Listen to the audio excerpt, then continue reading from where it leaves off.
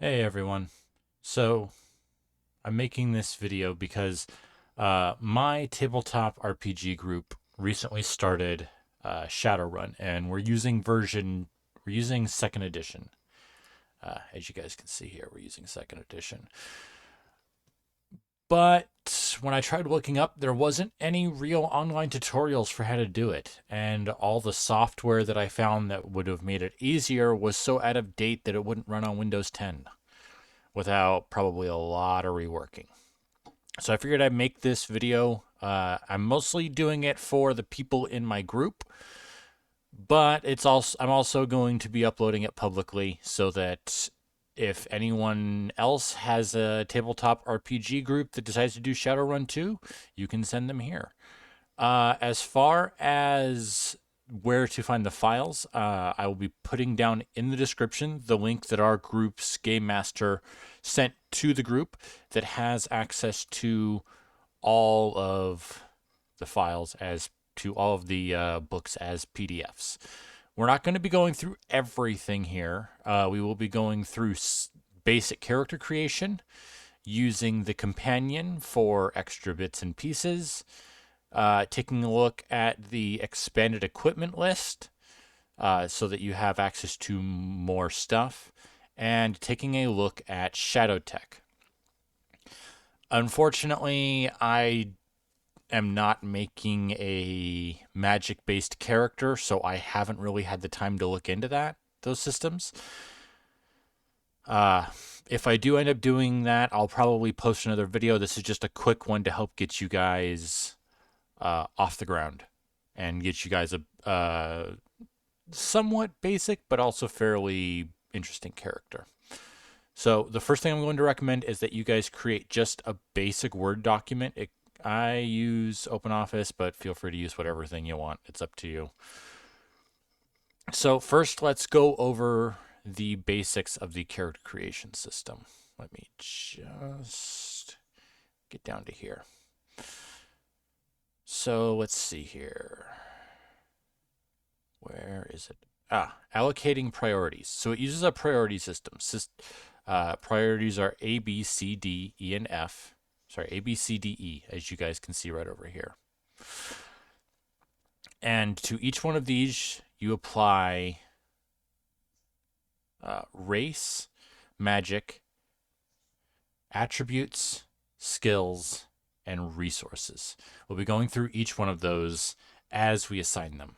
I'm going to be using a character that I made for my group as a base for us to work for. Now, one thing that you're going to want to keep in mind is that if you want to go with metahumans, which are basically any race that isn't a biological human. So you have the basic humans here, you have the orcs, you have the trolls, elves, and dwarves. And then if we go, this one isn't sorted properly, unfortunately.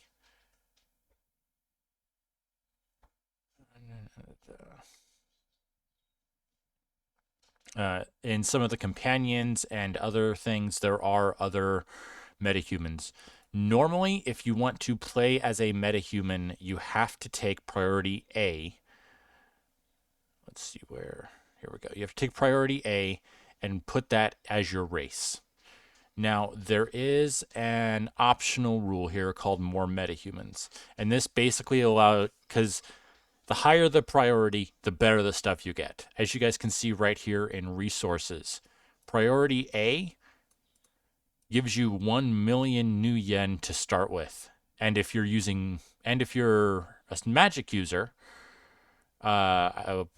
50 force points, which from what I understand is how you basically purchase spells for you to be able to use, or magical abilities or something like that. Like I said, I'm not creating a magic character, so if you are, read through it a little bit more. This is more to help you just get a basic character off the ground.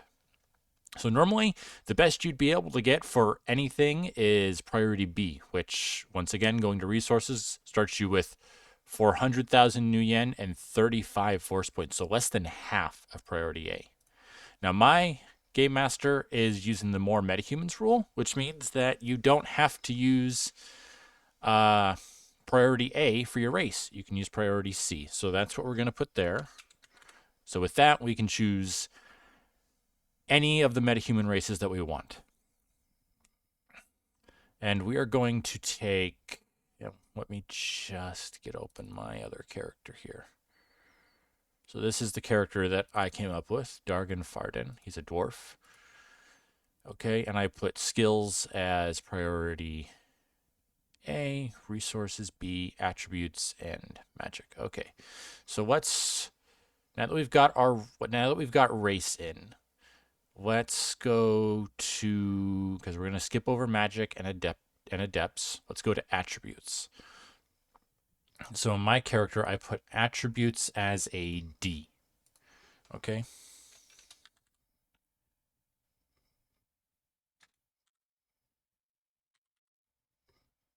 UTS. Attributes as a D. So one other thing that I do here, just to keep it organized, race dwarf. That way it's like, okay, C, race dwarf.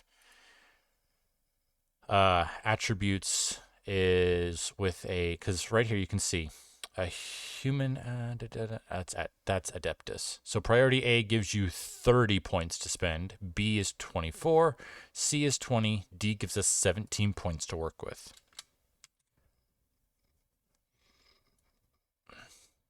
Now these points are what you're going to be putting into these right here. Body, quickness, charisma, intelligence, and willpower. Essence and reaction are two separate things. I put them in attributes because they're kind of a key part of the thing, but we're going to be getting to those later. Your attribute points is what you're going to be spreading out throughout all of these. Okay, so now that we're done with attributes, let's go to skills. On my character, I went with skills as A, which gives me the highest.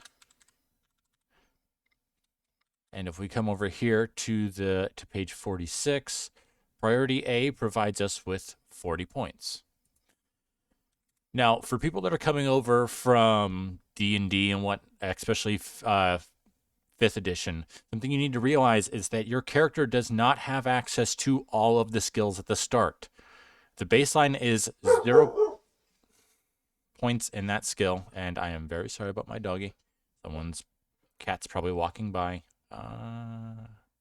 Okay, no, we're good. Sorry, I was just thinking maybe I would have to pause it. Okay, so if you, any point, so let me duplicate that, and then I can jump down to skills. By the way, for these books, because they're large, I would definitely choose to download these files. The files themselves aren't all that large, but if you're having to do it, that's a problem. So here, oh geez, I forgot how, because of how big it is. These are the skills. You have your stats that they're related to and what they actually are. You basically have to use your skill points to buy points in these skills, and they cannot, I believe it says right here.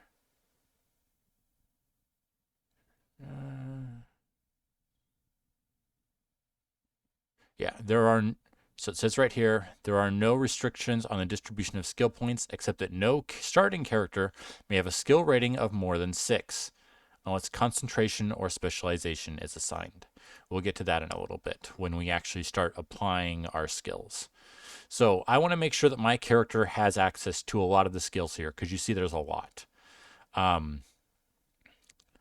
Obviously, if you're not a magic character, magical theory, conjuring, and sorcery, probably not going to be something you're going to care too much about.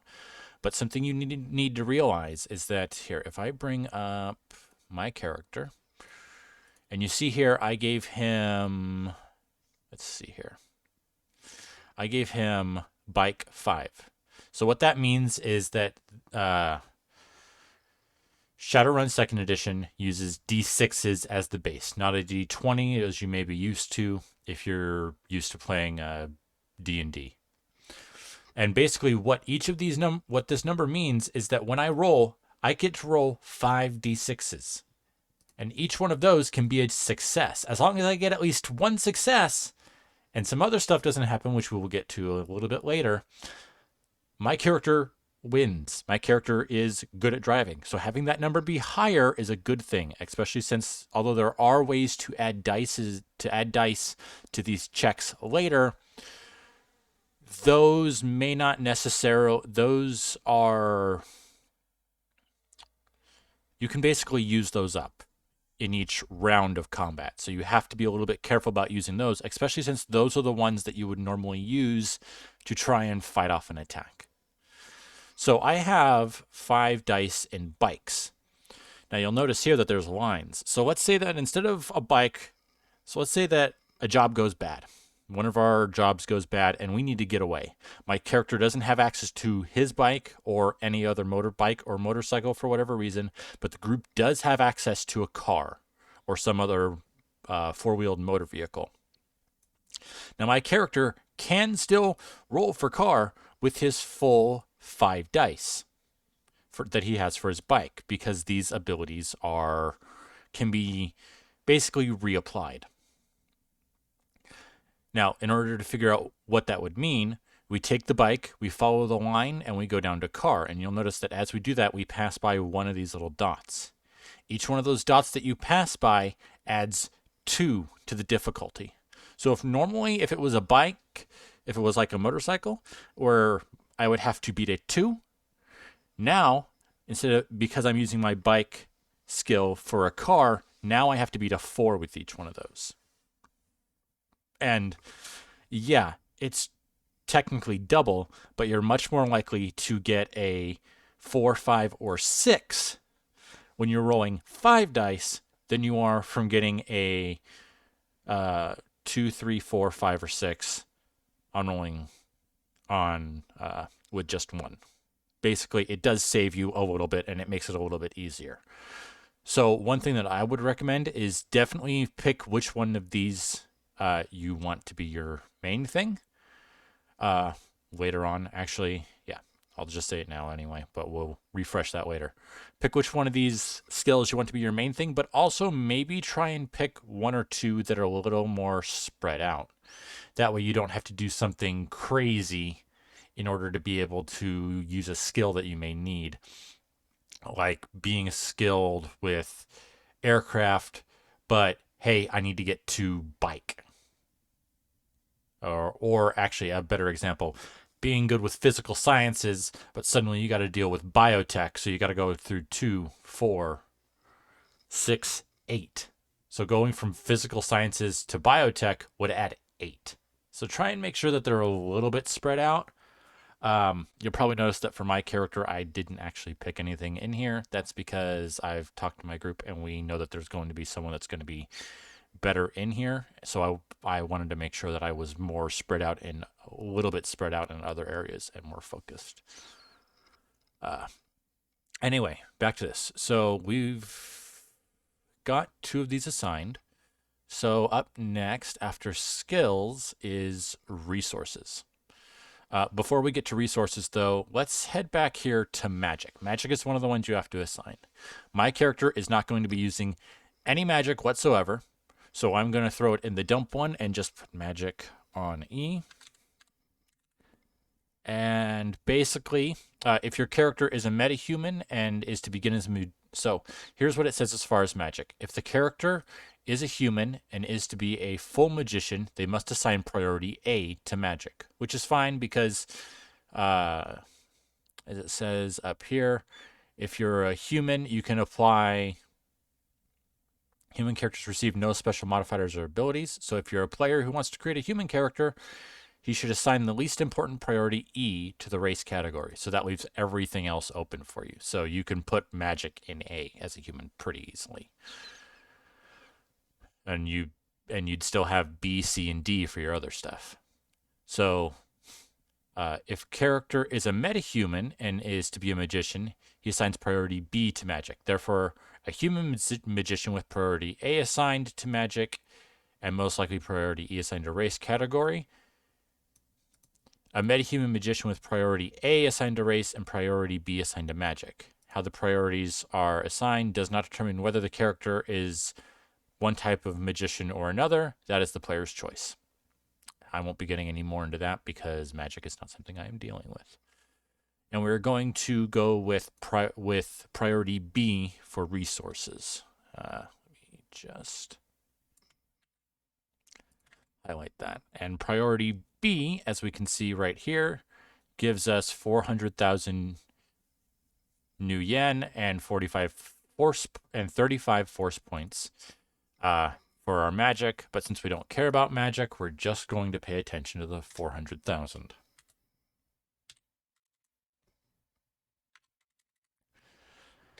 So I realized I was probably going a little fast there. I'm trying to kind of do this video a little quick. So feel free to pause it here and go over everything yourself. Take a few minutes, figure your stuff out yourself, and figure out how you want to apply it. Just realize that you're going to something is going to have to suffer for it. All right. Paused and went back and tried to figure out some of that stuff. Okay. Now, let's get back into attributes. So we're going to skip over all of this, and so this is like a special creation thing. Let's see here. Where is it? Right here on page 45, which is technically 46 up here. So we're going to look at our attributes first, and we're going to start assigning these points. Now, one thing you need to take a look at is this box, right here, and this box right here. So your racial maximum. This is the maximum number of points that you can put in to your thing plus your racial bonus. Basically, as the base for your attributes for all of these, you cannot put more than 6 points into any one of these. You'll notice if we come back down here, the dwarf have a +1 to body, a -1 to quickness, a +2 to strength, And if we come up here, we notice that if you applied that to a ability of 6, that's all of that. It fits out rather perfectly. Forget magic and reaction and essence. None of those are applied here, at least for us. Although I'm pretty sure that your magic is something that you would have to put skill points into. Let's take a quick look. Down here. Okay. Oh, not skills. Attributes. Among the 6, 6 physical and mental attributes. Special attributes, essence, magic, reaction are handled differently. Okay, so that's what you'll have to look into differently for the magic. So yeah, you can assign them however you want. Just make sure that whatever you put into each one of these is not above 6, because otherwise you'll be breaking your racial maximum table. Do keep in mind that these maximums can be beat by some of the stuff that we'll be getting later in the resources section. Also, I forgot to put that in there and put that in there just for me keeping tabs on everything and keeping everything nice and neat and organized. So like I said, we're basically just going to be creating my character here. So for the sake of simplicity, I'm going to be taking all of these, copying those, and just pasting it there. So a couple things, you'll notice that I have, so these first numbers here are the points that I assigned. 5, 10, 15, 16, 17, 5, 10, 12, 14, 15, 16, and 17. So it comes out to that. Then these pluses, first pluses and minuses here, these are the stat bonuses that I'm getting. We'll get to these little ones that I have in the brackets in just a little bit. Those are from some of the stuff that we will be using our resources for. Sorry, one sec, got a cough.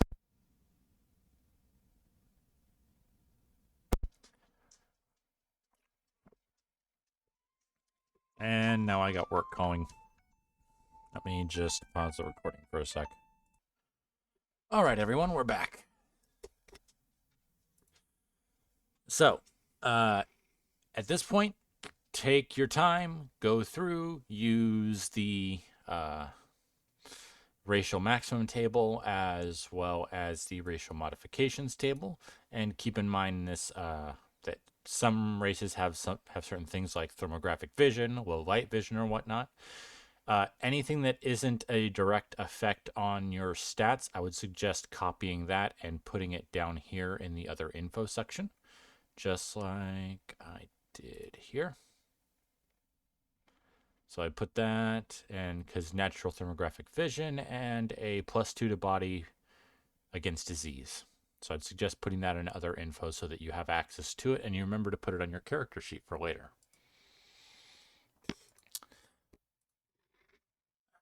So go ahead, pause now, take care of all of that, and when you get back, we will get into skills.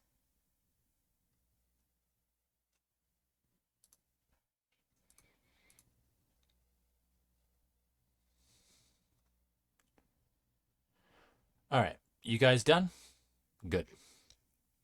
So we're going to take a look at skills. Because we put skills as A, we now have 40 points to use in skills.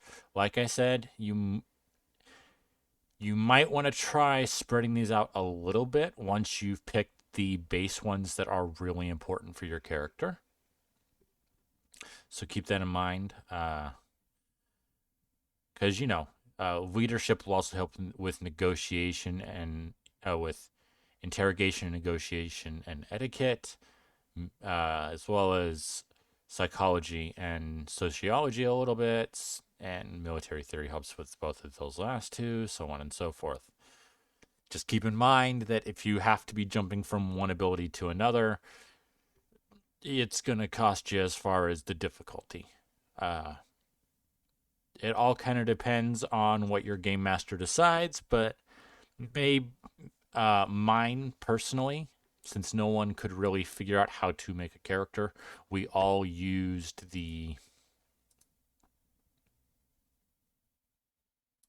we all just chose an archetype and went with that so we could get a feel for it for our first session. And then the DM was like, okay, now that you guys know how the game is played and I've explained some of the basics to you, why don't you go and make your own characters and figure all that out?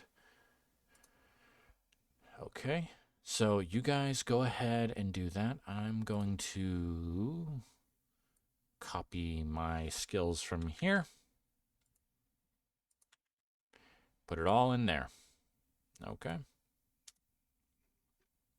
So now I've got all of my skills assigned. And don't forget, when you're doing your skills, for a starting character, I assume unless your DM says otherwise, your game master says otherwise, because they have final say on everything, even stuff that goes against the rules, the normal rules of the game. 6 is the starting maximum for any of your stats, for any of your skills. So go ahead and pause it here. Take a few minutes, figure out what you want to do, and come on back. All right?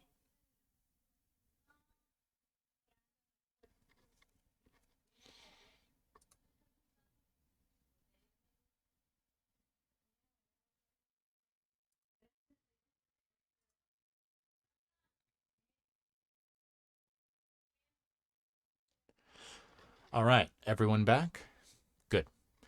So here is now we're going to be getting into resources, and this is all of your equipment, and not just your guns and accessories and other equipment like explosives and armor and minor tech. It's also your cybernetics, the stuff that makes this more than just a basic dark, gritty fantasy world. I would recommend spending as much of this money as possible. Because if we come back over here and, there. No, that's the wrong one. Come back over here and look. You'll see that I started off with the 400,000. Then I spent it till I got down to 43,300. Now, your starting cash, in order to figure out what your starting cash is, you take the amount that you have left over from your resources and divide that by 10. That's your starting cash. Then you add in 3d6 times 1,000. And that total is your starting cash. That's what you'll be starting out as. And keep in mind that for all of this equipment, if we come all the way down here, you'll notice that there's availability rankings. I don't entirely understand what this is. I think it's a minimum and a maximum. You notice that it's hours for some of the equipment, days for some of the heavier stuff that might need to be smuggled in. And when we come down here to Cybernetics, we're still talking hours, but we could be talking days. Like many, many days. And there's also, other things that can be a problem. While you're in character creation, you don't got to worry about the availability. So just my recommendation is to spend as much of your starting resources as possible, because not only will it be reduced when the game starts by to 1/10 of what it was, but it will also be harder to get this stuff because you'll have to put in time and effort in game in order to get this stuff. So keep that in mind. Now, for my character, he's a little bit old school. I chose to have him be a little bit old school. Yeah, he does have some cybernetics, but he does have some cybernetics, but any cybernetics that he has is pretty basic. You'll notice that, like, next to the radio implant and smart link and wired reflexes here, I have ES cost. So with this, we're going to come back up here to essence. As you guys saw, every race starts with an S. Every class. Let me get back here. Every class starts with an essence of 6. Think of essence like your spirit's ability to deal with the negatives of having cybernetics installed in your body. It's the best way I can describe it. Some cybernetics, as you can see right here, have pretty big costs. A smart link, which is basically just allows you to hook, gives you like slightly better accuracy with your weapons, I think. I'll have to look into that. I haven't really done all that much there. And smart link allows you to basically interface with guns that also have smart link and gives you better accuracy or something like that. I'm not entirely sure. I'm not the game master. I'm just one of the players. While other ones, such as wired reflexes, which, let's see here, wired reflexes is right here, has a high cost of 2. Now, your essence cost cannot go above what your essence is, your 6. Or in other words, it can't be reduced down to below 0. If it does, your character is dead. Straight up, your character is dead. So that needs to be something you need to be very careful of. For instance, my character, like I said, has wired reflexes at the 2nd level, which has a cost of 500,000.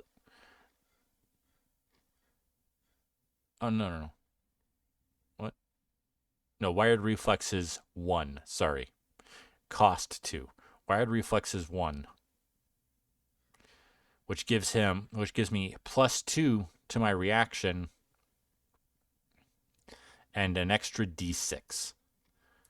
And actually, at this point, let's head on back up here to reaction. So this first number here, which is the base, is determined somewhat simply. You take your quickness and your intelligence, you add those together, and then you divide them, rounding down for any partials, like if you're trying to divide, say, a 7 or whatever. Do keep in mind that unless otherwise stated, enhancements, both cybernetic and some of the ones we'll be getting into in a little bit,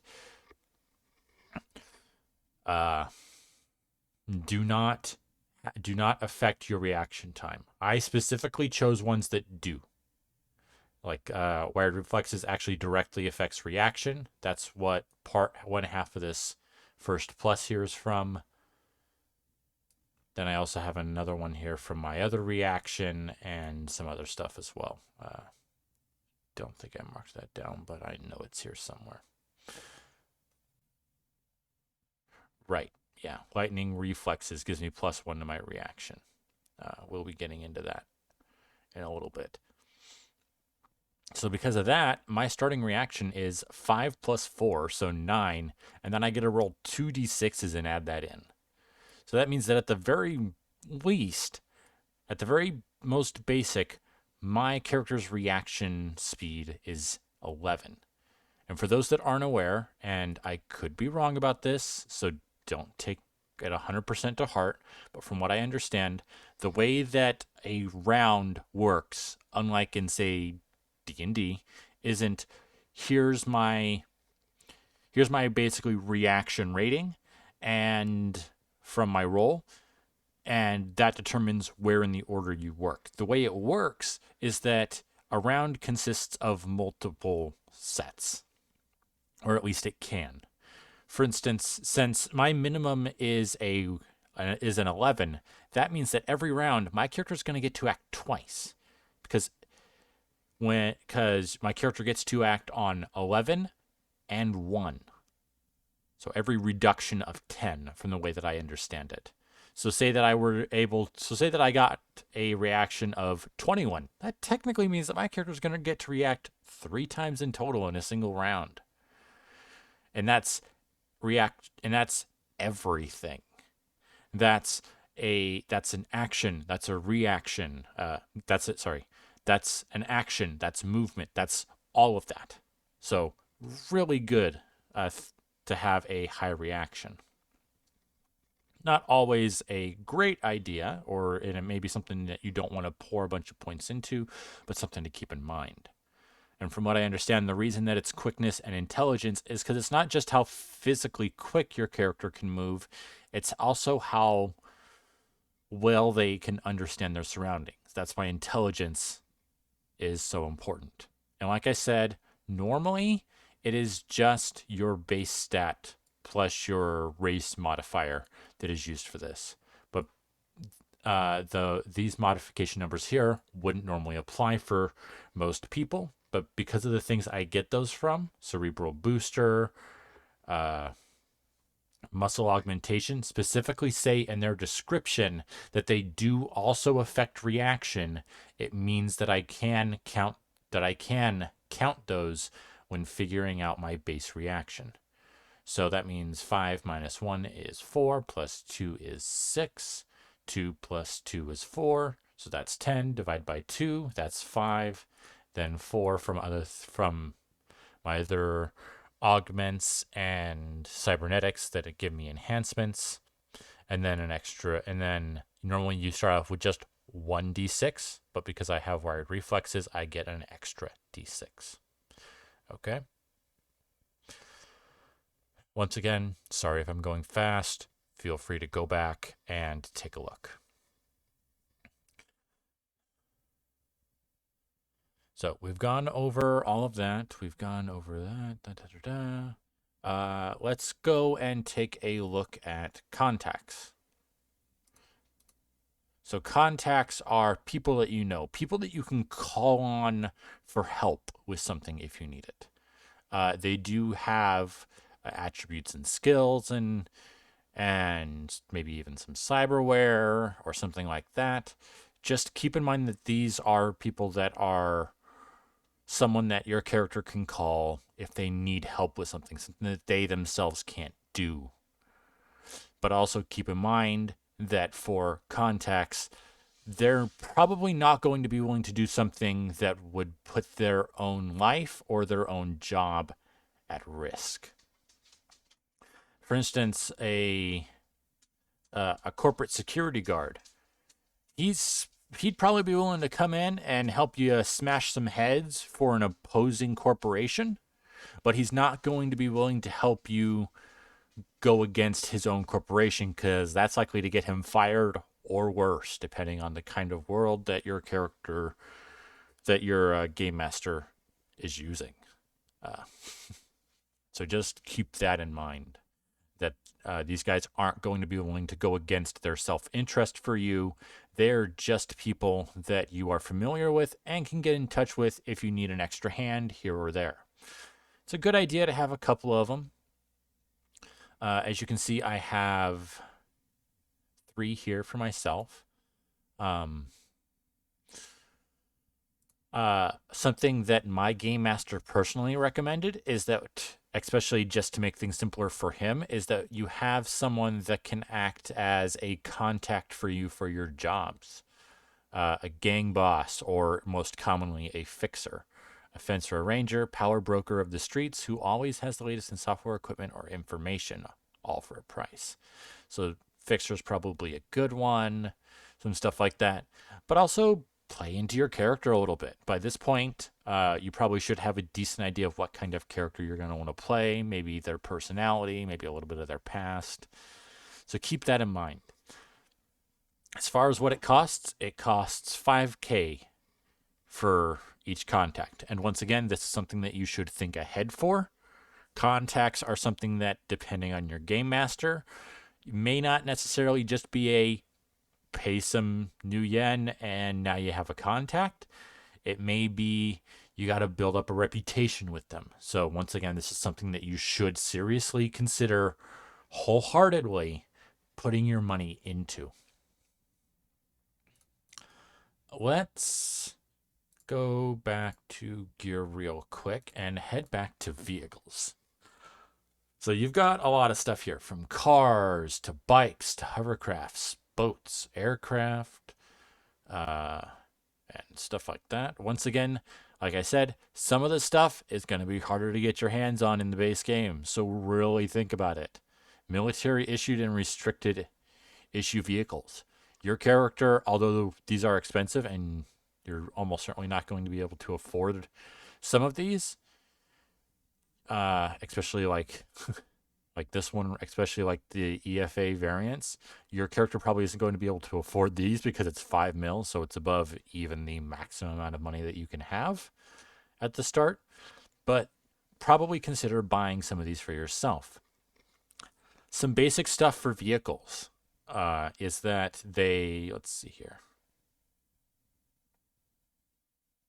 Yeah, some ground vehicles have limited self-guidance capability.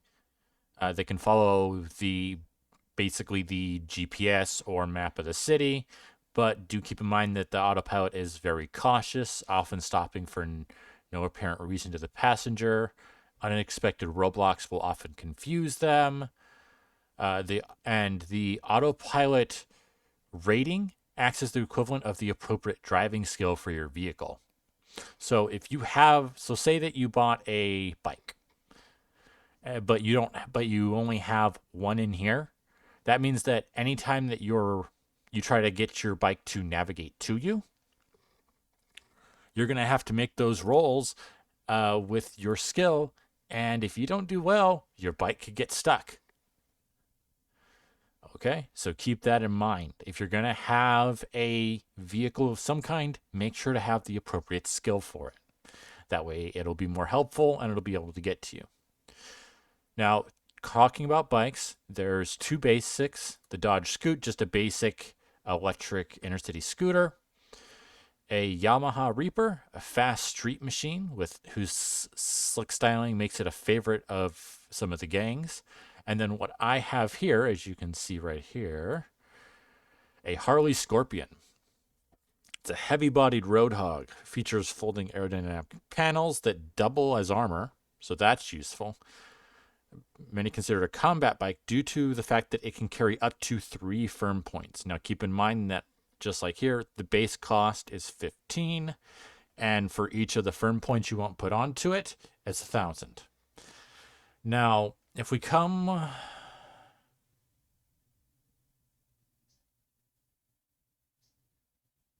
let me see here. I didn't take a look much at other vehicles because I just wanted a motorcycle.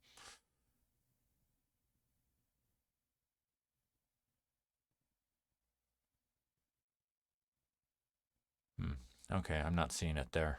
Well, anyway, so you'll notice that there's firm points.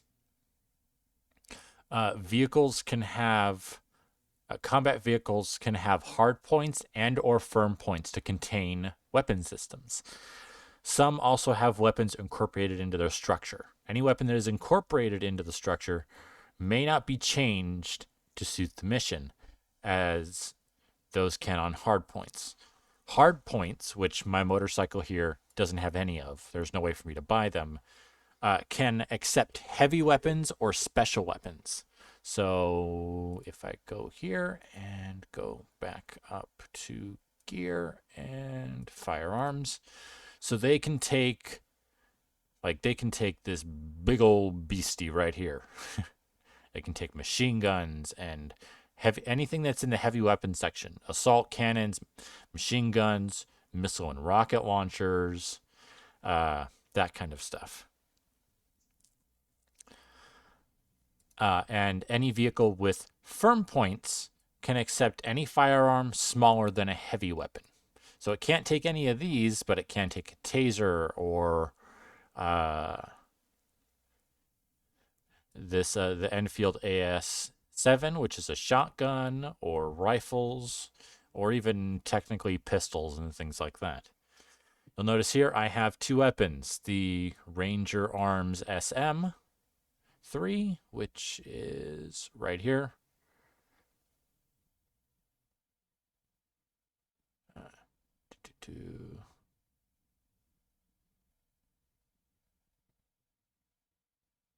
So it's a type of sniper rifle, if I'm remembering correctly. It's basically a high power sniper rifle. It's the kind that it's like, if you want to take a dude out from 20 kilometers away and have his friends just suddenly see his head turn into a big spray of blood, viscera, and skull and pieces of his skull, that's the kind of weapon you would want. Now, you'll notice if I come up here, because I got to come back up, that the weapon's cost is 4,000 new yen. But here I put down 8,000. That's because any weapon that is going to be made to store and be used inside of a vehicle has to be specially modified for it. So you have to double the cost. Now, I don't know what the action cost may be to remove these from the vehicle. It could be that it's just a very easy thing, like picking it up out of a socket in the vehicle. Or it could be more complex. You'll have to talk to your game master about that. I still need to do that, but I decided to put that in there because it's like, hey, a high power sniper rifle? Yes, please. I'll call my motorcycle over to me. Actually, I'm not even sure if that's possible with my motorcycle. Once again, something I'll have to talk to my DM about, because I just realized this one says the autopilot is superior, so this one states that it has an autopilot, but none of the other ones on here do. So maybe it's just, so maybe for the Mitsubishi, it's just saying, hey, this one has a better autopilot than most. And then I also went with a Soviet AK-98. Now, if we come back here and take a look at that, where is it? Soviet AK-97, which is kind of basic, but it says right here the AK-98 features an integral mini grenade launcher under the barrel. So that's why I decided to go for for the AK-98, because then I'm spending quite a bit more money, but I also don't have to pay for a underbarrel add-on that I then have to deal with, which underbarrel add-on is 1,700, and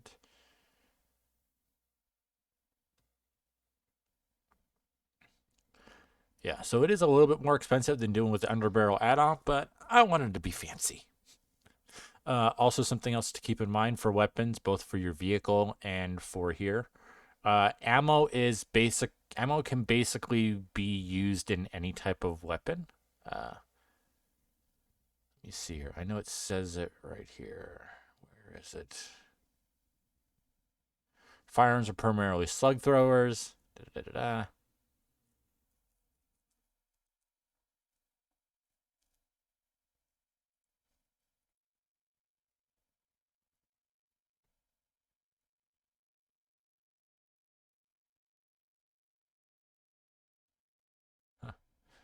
I know it said somewhere on here that for the most part, there's just types of ammo. They're basically standardized. So that's why when I'm doing ammo, I just did basic and then the different kinds, explosive ammo, that kind of stuff. Something else you're going to have to do is pick your lifestyle.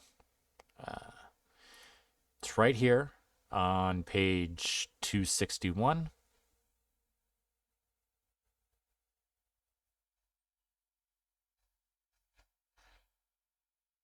Wait, what? No, that's not it.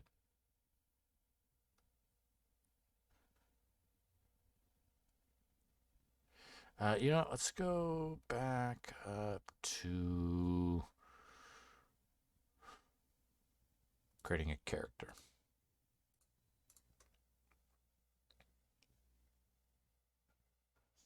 Where is it? Here we go. Uh, so this gives you the information. So we went over contacts before. Buddies are like contacts, but a little more closer. They may be willing to do more for you. Gang or tribe member, willing to do even more. Followers, willing to do just about anything you want. Lifestyle is also something you should consider. It's actually probably one of the first things that you should consider, and probably one of the first things I should have gone over. Sorry. Uh, this is the amount you'll have to pay per month, and it's also the amount that you'll have to pay right here at character creation. So you're going to want to have to take that out. If you don't pick anything, then you start out here in street where you don't have to spend anything, but it's literal. You're living on the street. Good luck finding a cardboard box to sleep in tonight. So yeah. um so as far as some of these other things, so here we have the companion, which has a bunch of other stuff. Let me see here. It was one page. Yeah, crud. It's where I started out at.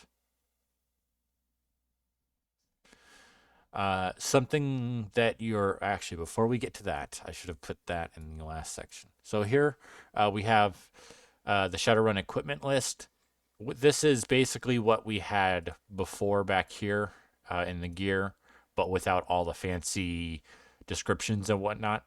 And it's just a massive list of all of the kinds of equipment that you can find and get, as well as the availability, legality, uh, costs, and whatnot, where you may be able to find it on the different source books.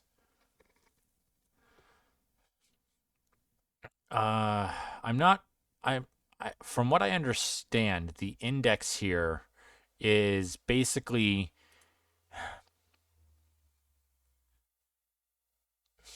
it's a way to modify the cost of a weapon depending on where you're finding it, basically.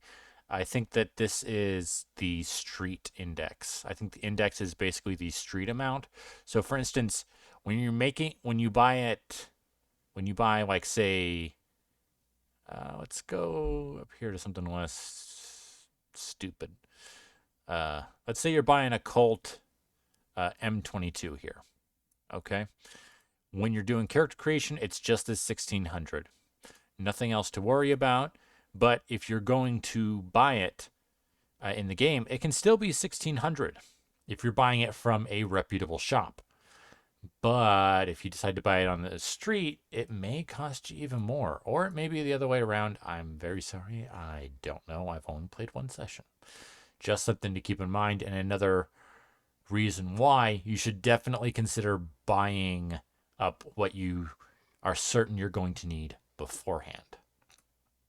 Up next is the Shadowtech. So this is one part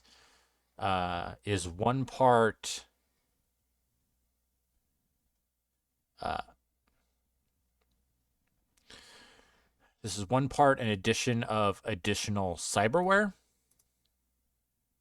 bone lacing, hydraulic jacks, stuff like that. These also all have essence cost and have other things to them, but there are more interesting versions of some of the stuff you can get in here. My game master actually told me that there is a upgraded smart link in here, but I never managed to find it, especially since you can't really search this one because it's not. See how I can't highlight anything? So something to keep in mind there. But for those that still have a lot of money left over and are getting their essence cost pretty high, BioWare is something you should look at. So instead of taking a hunk of metal with electronic circuits on it and putting it into your body, this is using technology to modify the body. This is where I got muscle augmentation, enhanced articulation, and cerebral boosters. And this one actually is much easier to get around. So let's say, for instance, we went to enhanced articulation. So this one has a price of 40K, and this gives me +1 to my reaction, and you can take 2 levels of it, right? No, just 1 level. But as it says here, enhanced articulation also adds going a little fast here. Enhanced articulation allows a character to execute motion-intensive skills or active skills. So these things right here that we put points into earlier in a more precise and speedier fashion. Possessors of enhanced articulation roll an additional die when making any success test involving an active skill. So I'm not sure if that would apply to our bike example from earlier, but let's say that my character is trying to fire his gun and shoot a dude at a distance. Say he's taken the sniper rifle off of his motorcycle and it's like, I'm gonna blow this dude's head off. Now instead of me just rolling 6 die, I roll 7, which that 1 die could mean the difference between a great success and a great failure. And as I said, as it says right here, an individual with athletics 4 and enhanced articulation, for example, rolls 5 dice when making an athletics success test. It also enhances enhanced articulation, also adds +1 to the reaction attribute. And of course, it gives you a little bit extra stuff. It also says right here, the reaction bonus given by this augmentation has no effect on rigging or pure cybernetic decking. So apparently that's something that this kind of stuff can affect. And you'll notice right here, I can't do anything to highlight it, sorry, that it has a body cost. This is your body's ability to resist it. This is where you're unmodified, so without any of these other bonuses right here that are counting toward are having things for your augmentations and things like that.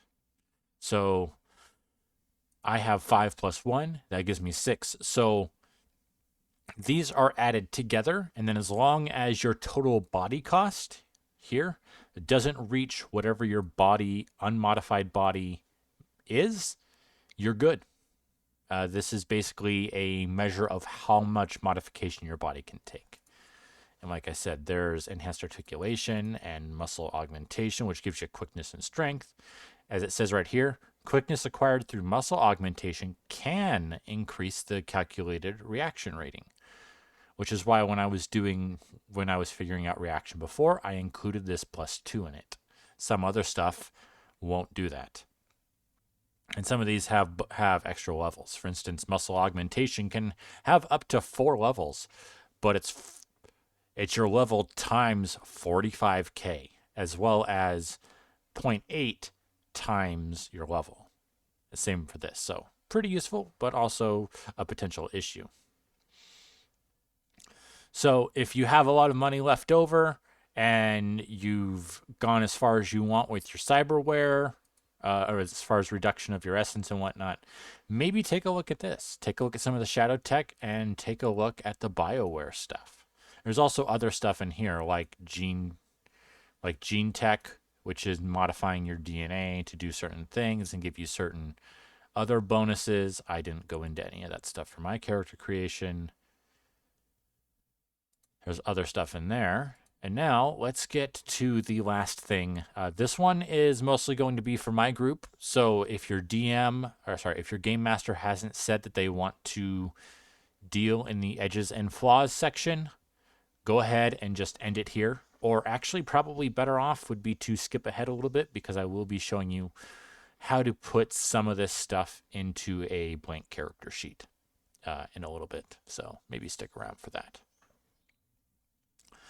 So for everyone in my group or anyone else whose game master said to use the edges and flaws is an interesting thing, and also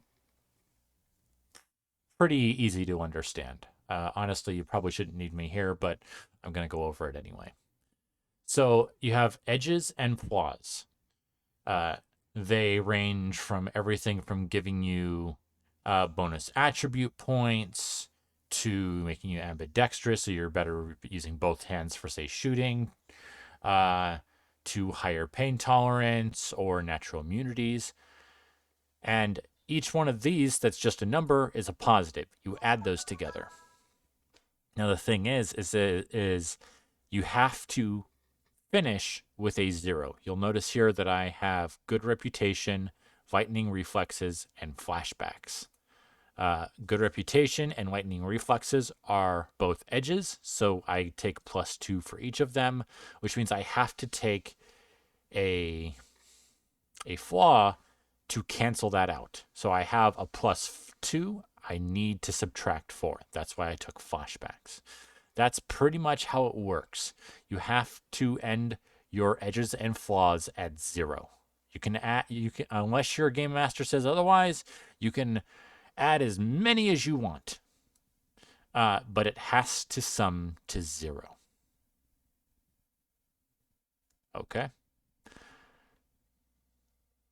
And I said that we were going to just quickly go over how to put this stuff into a character sheet. So now is when the rest of you guys should be coming right on back. Now that you guys see this sheet, I'll give you a few seconds. That way it's easier for you guys to find on the little slider on YouTube with their little preview windows. All right, we're back. So most of this stuff is basic: body, quickness, charisma, intelligence, willpower. Essence is just you take the 6, you subtract your cyberware. That's what your essence is. It's just a way for you to keep track of it. Magic is just whatever your magic ended up being. Like I said, this book, the core book, tells you that there is a way to do it, but I'm not dealing with it, so unfortunately you're going to have to figure that out yourself. Reaction. So in our reaction section, we wouldn't put this whole reaction thing. We would put our 5 for our base, and then and by the way, just so you know, the way that I mark down this is I have a base, let's say quickness of 4 because of 5 minus 1, and then because your your game master may sometimes need that, I then in brackets put the cyberware modified number. So 4 plus 2 is 6. Because sometimes your game master may say, hey, what's your unmodified quickness? So it's a good idea to have access to that. And we're going to do the same thing here. So our base reaction is 5 plus 4, and we're going to put a 9 in the brackets. down to our initiative, which is actually where our full reaction number here goes. We're going to take our 9, and then we're going to put plus 2d6 because everyone starts off with with an additional 1d6, and because we got wired reflexes, we get an additional 1d6 added in. Karma pool and good karma, that's for your DM to tell you. Stun and physical, these are things that your DM will be telling you about. Let's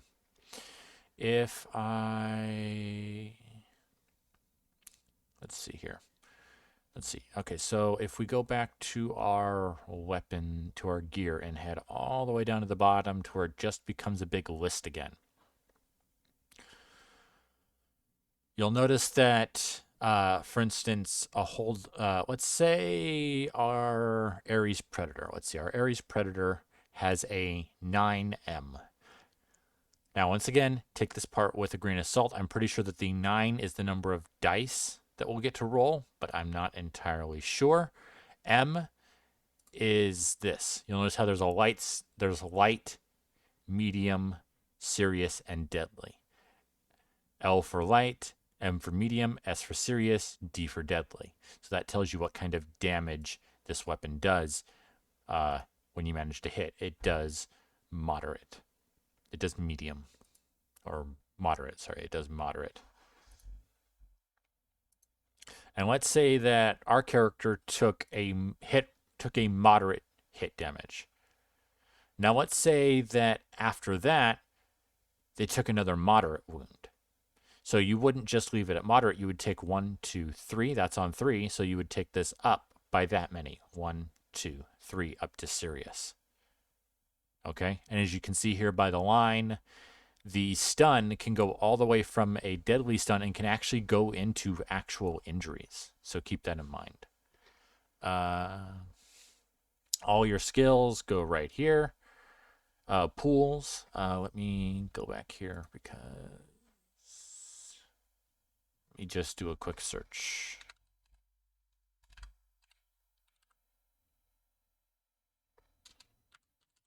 Because I forgot how it tells you to determine combat pool. Combat pool. Your character's combat pool is equal to his quickness, intelligence, and willpower rating divided by 2, rounded down. So we take our quickness, intelligence, and willpower ratings. So quickness is 6, intelligence is 4, and willpower is 2. So that's 12.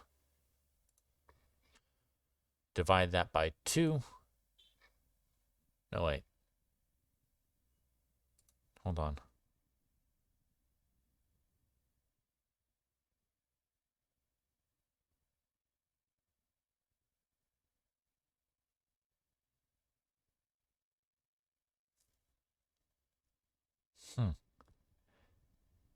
You know, I never noticed that it doesn't say anything about about raw modifier, so I might have to go back into my character and change and fix that.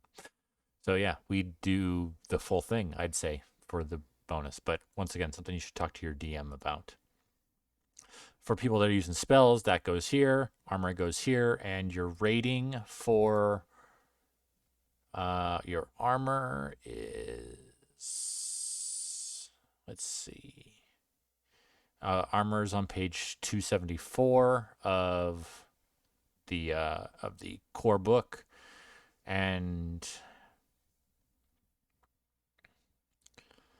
you would put ballistic and impact. And the way that I put that in is, for instance, my character has a armor jacket, and armor jacket is a 5-3. So I would just put that in as 5-3. And that's how I would mark that as. Cyberware goes down here, type and rating. Rating is just the level that you got it at. If it's not, that's nothing to worry about. Weapons are type, conceal. Let's see, weapons. So going back up here, we have our concealability, our ammunition, our mode. For type, I just put what it is up here. So for my Ares Predator, it'd be a heavy pistol. I just put HP. Reach, you don't really, that's only for close combat weapons. Mode, you get from right here. So SABF or SABFFA. I'm sorry, I don't know what those are. You'll have to ask your game master. Ammo and damage and any modifiers. For instance, for my modifiers for my Ares Predator, for both my Ares Predator and my Ares Viper, I bought concealable holsters, which give me a +2 to the concealability. So on my character, let's take my Ares Predator for example. Concealability is 5. So just like we did up here for this, I would put 5, and then in the brackets, I would put 7 because concealable holster adds 2 to the concealability. This lets you keep both bits of information in case you ever need it. Then you have character sketch. Can't really do that in here, but maybe you can figure out some way to add in a picture on your own. You can select it, so I assume that you could choose to put something in there, maybe if you wanted to in PDF. Character notes. This is where you would put maybe your lifestyle info, other info that things you get from your race, as well as your edges and flaws. Contacts and info. This is where you would put your contacts as well as their names and other little bits of info that you may think are particularly important for your character. Game notes and gear. This is where you would put information like, for instance, my character having 2 concealable holsters, 1 for each gun. That's where I would put that. I just put it to X2 because keep it simple. Vehicles. So as I said before, we got a Harley Scorpion. If we come back here and scroll down to vehicles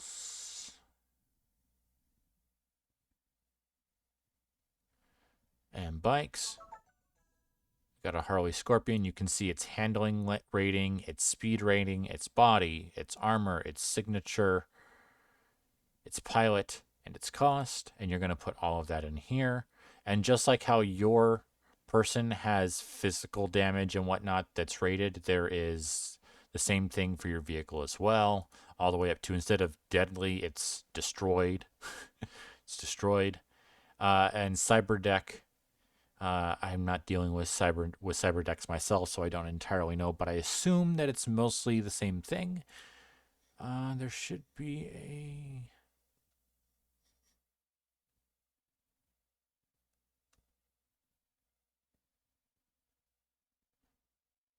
Yeah, Cyberdeck. So you have your persona, hardening, memory, storage, load, INO. Response, I assume, is something else. And then also, as you can see here, your Cyberdecks, there are additions that you can get and stuff like that.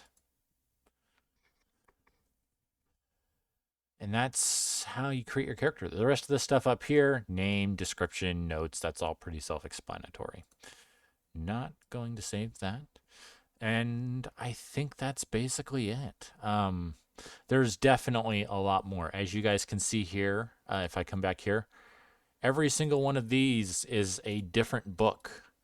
You have your basics for the Shadowrun, then you have your companion, you have the Shadowtech, which we looked at. You have an entire book just for the quote-unquote street samurai class, an entire one for cyber technology, something called Fields of Fire, Grimoire, which is for magic users, so keep an eye out for that if you want to do a magic user, Rigor, and even a full book just for the virtual reality side of it. This looks like something out of these images look like stuff out of Lawnmower Man. Oh, jeez. That era of tech, that era of not cybernetics. Oh, jeez. Which, by the way, when was this published? It doesn't say on the front page. 1992. I was literally a year old. I was 1. I was 1 when this came out. Uh, well, anyway, video's already getting pretty long as it is. I hope all of that helped. Feel free to go back. I will do my best to go into the video after it's uploaded and mark down each section as we go there so that it's easier for you guys to navigate around the video if you need to find a specific part. If you didn't pause when I recommended you did. Anyway, I hope you guys all enjoyed the video. I hope that this was helpful to all of you, especially since I couldn't find anything myself. And as always, I hope you guys all have a wonderful day.